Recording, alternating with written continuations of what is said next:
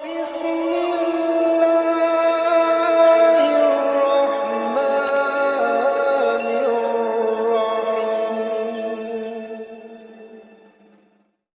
biadillah ikhwah sekalian. Rezeki biadillah. Allah bukakan rezeki.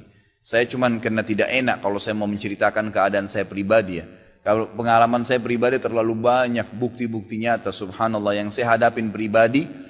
Pada saat lagi terdesak dari sisi ekonomi, godaan luar biasa. Ada pinjaman yang berbunga, ada yang begini, ada yang begitu. Tetap saya tolak, saya komitmen.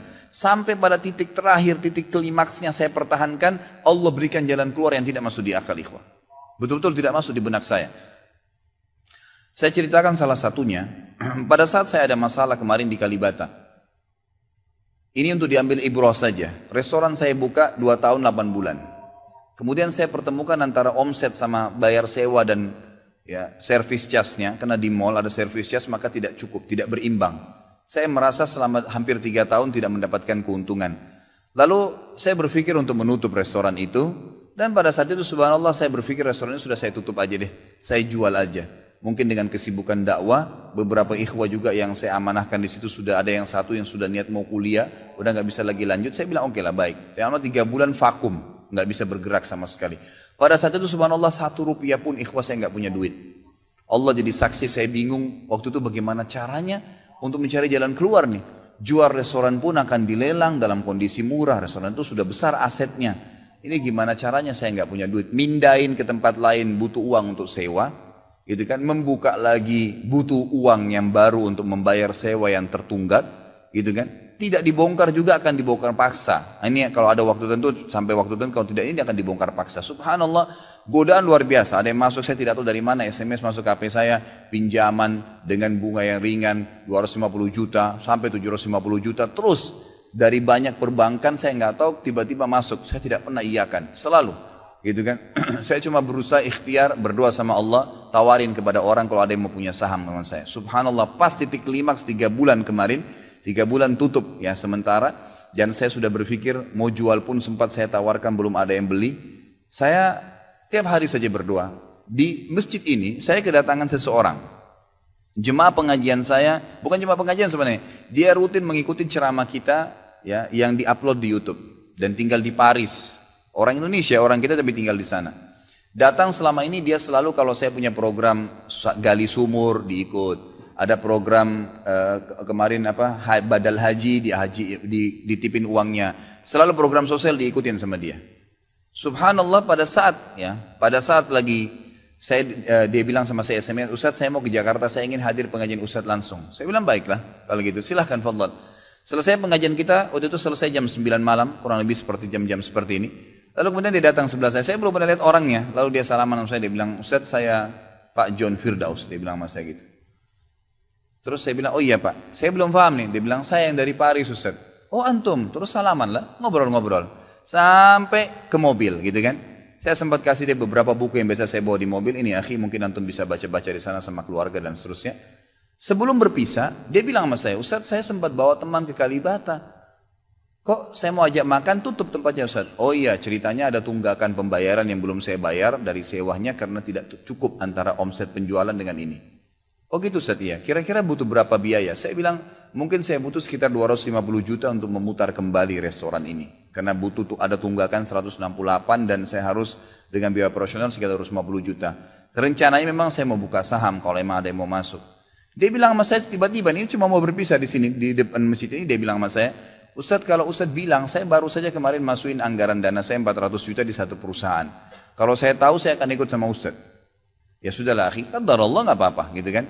Tapi kalau emang Ustadz mau saya coba pikirkan nanti saya pertimbangkan kira-kira berapa. Saya bilang saya akan buka saham 250 juta itu 10% dari omset antum akan ambil. Karena aset restoran sekarang 2,5 M. Baiklah dia bilang sama saya gitu. Saya pulang ke Paris ini hari Senin saya berangkat.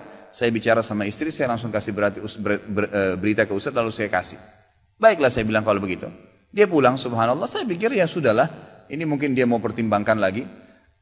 Malamnya, pada malam itu juga, dia tiba-tiba SMS ke saya, dia bilang, Ustadz setelah saya musyawarah sama istri, saya akan transfer ke Ustadz dengan jumlah 250 itu. Supaya bisa bergulir dan saya siap mengambil 10%-nya. Gitu kan, saya sujud syukur kepada Allah, alhamdulillah ada jalan keluar gitu. Subhanallah saya ke Kalibata, saya bicara besoknya sama GM-nya, saya ngobrol, ini gimana jalan keluar, saya sudah ada duitnya sekarang dan mau diputar. Oh udah nggak bisa Pak Khalid, ini kan sudah 3 bulan vakum, udah nggak bisa, harus dibongkar, udah tutup, nggak bisa lagi. Kalau Pak Khalid mau pindah tempat lain silakan, atau mau buka sini kembali harus ganti nama. Baiklah, saya coba kembali kepada Allah SWT lagi berdoa, ya Allah berikan petunjuk, ada apa sebenarnya ini, bagaimana jalan keluarnya. Hati saya subhanallah cenderung untuk keluar, gitu kan. Udahlah mungkin saatnya untuk keluar dari situ, karena memang selama ini ada teman-teman saya berikan masukan juga yang sering datang, akhi di sini parkiran susah, akhi di sini kadang-kadang tidak ditahu dan seterusnya, lebih baik kalau ente keluar. Saya tiba-tiba berpikir mungkin saya keluar deh, saya iseng aja di condet, saya mutar-mutar, coba deh saya cari ruko, mungkin ada, dengan 250 juta daripada saya bayar ke Kalibata, mendingan saya sewa ruko, mungkin bisa sewa 2 tahun, ya, mungkin 75 juta, 100 juta per tahun, saya bisa dapat 2 tahun, lalu saya coba gulirkan lagi. Dengan izin Allah, di depan rumah, di Jalan Raya Condet itu dekat rumah orang tua saya, ada 1 ruko, 2 ruko disambung, 3 tingkat, dan ruko itu bekas travel haji umroh, gitu kan. Pas dipasang spanduknya disewa, dikontrakin, gitu kan.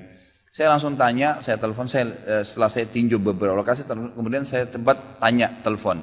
Dia bilang boleh, silakan Bapak lihat, saya lihat ke dalam, cocok, alhamdulillah 3 lantai itu. Kemudian saya tanya sewanya, ternyata dananya juga mencukupin, gitu kan, dananya mencukupin. Lalu kemudian saya mulailah ya proses, saya bayar sewanya, kemudian saya juga proses pemindahan, dan insya Allah dalam waktu dekat akan dibuka. Tapi saya melihat dari pelajaran sini ikhwah, bahwasanya jalan keluar dari Allah itu ribuan, jutaan jalan keluarnya. Sabarin aja, nikmatin prosesnya. Setiap penawaran haram, tolak, jangan pernah mau. Dengan izin Allah akan ada jalan keluar. Tidak ada. Kata Nabi SAW, "Man taraka syai'an lillah abdalahu khairan min." Gitu kan? Jadi tidak ada sama sekali. Subhanallah pada saat itu saya harus bayar sewa 225 juta. Uang sisa 250 juta pada saat itu. Terus kemudian saya sempat telepon ke akh itu lagi, ya, Pak John, semoga Allah jaga beliau. Saya sempat telepon, kemudian saya katakan, akhi, kemarin antum bilang antum sempat masukin dana 450 di 400 di Jakarta itu. Bagaimana kalau antum tarik uang itu, kalau masih bisa, kita gabungin aja. Saham kan per 250 juta itu ada 10%. Antum ambil aja 30% dari semua total omset penjualan nanti. Tidak usah dengan 750, dengan 650 saja. Gitu kan? Dia bilang kalau itu sudah nggak bisa Ustaz. Tapi memang coba saya pertimbangkan deh. Saya akan coba hubungin teman-teman di Paris ini yang sudah biasa, yang kenal antum. Gitu kan? Kalau yang kenal antum mungkin mereka bisa. Baiklah, fadhal. Subhanallah besok dia SMS lagi ke saya. Ustaz, saya sudah musyawarah dengan istri, ternyata saya punya dana cukup. 650, kami yang pegang semua saham itu. Ditransfer uang semua ke saya. Yang tadinya saya dari 1 rupiah tidak pegang duit, masuk uang 650 juta ikhwah, tidak masuk di akal. Gitu. Sesuatu yang tidak masuk. Orang ini saya nggak kenal, nggak pernah ketemu, sekali ketemu di sini, dan sekarang sudah kembali ke Paris. Setiap kali saya bilang akadnya saya akan kirim, baru tadi saya kirim akadnya.